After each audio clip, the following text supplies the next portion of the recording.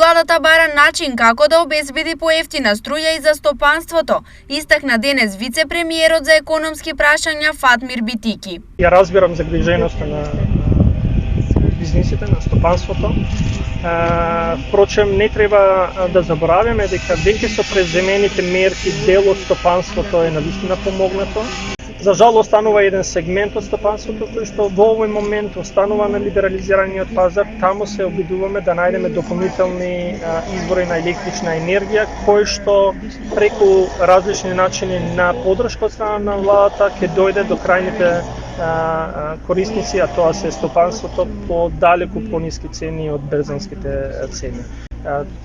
Тоа зависи од крајот на преговорите што ги вршиме со Република Бугарија, затоа што они се една од земјите кои што имаат суфицит во производство на електрична енергија и секако со внатрешните капацитети кои што се во приватна собственост за да ги заокружиме. Според Битики, владата подолг временски период ја субвенционира електричната енергија за 80% од реалната цена кои би требало да ја плаќаат граѓаните.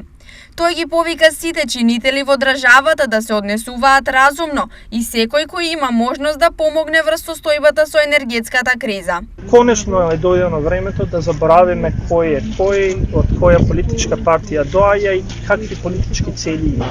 Во период на кризи и пред 2 години сум го кажал и денеска го кажувам, разумот треба да надвладее. И овде ги потикнувам сите кои што имаат било каква моќ да влијаат кон тие кои што може да помогнат врз состојбата со енергетската криза, тоа да го направат без двоумење.